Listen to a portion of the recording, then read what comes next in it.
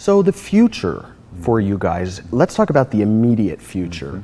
What are some of the projects, what are some of the land developments, or not developments, but land pieces that you're looking at or working on right now? Well, right here outside of the Dalles, there's a wonderful wildflower ridge with some oak woodlands that's above Mill Creek, and it's on a ridge that runs up to the Mount Hood National Forest. Absolutely spectacular area, and botanists and ecologists have approached us and asked us to help protect that area for bluebirds and meadowlarks and for the wildflowers, and so we're working with some landowners along that ridge right now.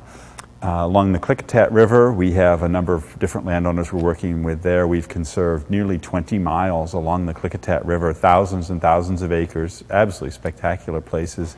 Along the Hood River, Pacific Corps last October removed the Powerdale Dam, and since I guess this spring is the first time in 90 years that steelhead coming up the Hood River have absolutely no impediments up the entire Hood River. And the dam was only 3 miles up the river, so it had been an impediment to much of the watershed. And that land is going to be donated this year to Columbia Land Trust 3 miles along the Hood River, just below the old dam site. Wow. And then coming down through the gorge, we have other projects along the Sandy River, and then all the way out to the ocean. One of the other big ones up on the south side of Mount St. Helens, the National Volcanic Monument, we're working with a private forest company up there, and just in December we conserved 7,000 acres, and we're hoping to complete some additional phases with that company later this year. Those are a few of the ones. Yeah, just a few, wow. So how long do, I don't know, like, I guess it would depend on if it's being donated or purchased, but how long does this type of transaction usually take? Yeah, that's a great question. I mentioned the Brookings earlier, and that was 12 years from when they first approached us to our working with them and their family and the 8 kids and making sure they all were comfortable with what was happening. So we're in this for the long haul, and with some families, when they're talking about their primary family wealth and something that's really almost on a spiritual basis very important to them, it can take a decade or more. In other instances where we've raised money and we're acquiring it, it can be done in a matter of months. So it really depends on the particulars. Okay. Couple of final questions. I want to, 2 in particular that I think really have to be asked, and that is, what's the Columbia Gorge scenic area in comparison with what you do? Yeah. The Columbia Gorge National Scenic Area is an area that the United States government has recognized has national caliber scenic qualities and should have additional land use regulations and other programs in support of that.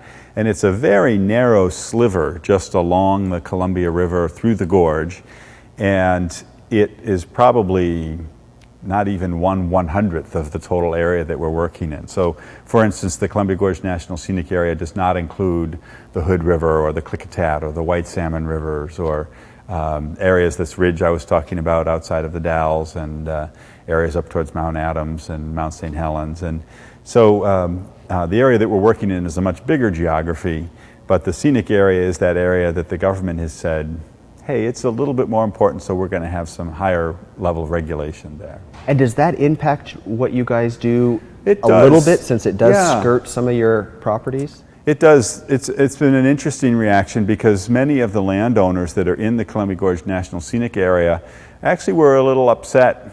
Some of your viewers perhaps were downright angry when the Scenic Area Act was passed, that it put more regulations on what they could do with their land. And many of these landowners, we find when we take the time to sit down and talk with them, never wanted their property developed either. And but they would have liked to have had someone, instead of a regulation saying you can't do this, someone approaching them and saying, let's together craft a conservation solution. So we had one landowner near Ainsworth State Park next to Multnomah Falls who approached us and said, we're not going to work with any government agency on this because we were really mad at how that all happened, but we'd like to talk to you about how we can conserve that land. And that land has now been added to Ainsworth State Park. Because we helped to craft the mediated environment where this family could really have their conservation dreams realized. Yeah. Well, that sounds like you guys play a really key role then and have a very positive, people's perception of you is very positive, which is great. How much of that is owed to Nancy Russell?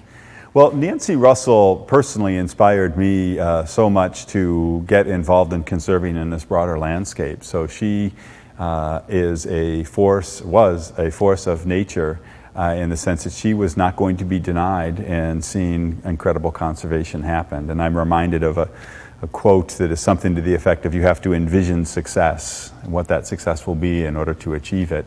And she was the one who I think most clearly held that vision in her mind. So as we close, what is it for you that is the most meaningful in this type of work?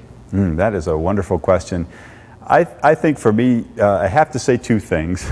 One is that these places are conserved for all time, and these are the kinds of places that I hope everyone gets a chance, be they a Columbia Land Trust protected property or not, to go and sit and hear the sound of water running and appreciate leaves falling in the fall and hear the quiet and calm that comes with being out in those places. So knowing that places like that people will be inspired and families will be able to share experiences for generations to come, that's really important. The second part is that that's happening because of these individual landowner stories, and that's just incredibly heartening, and it's very deeply satisfying to meet with these people and help them realize something that's going to happen well past their lifetimes. Cool.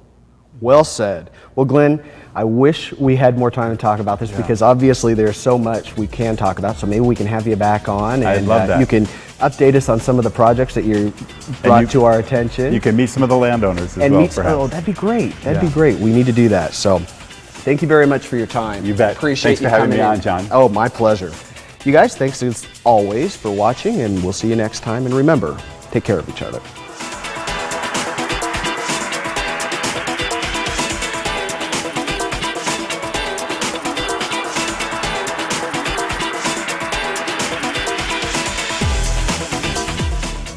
Do you have a guest idea?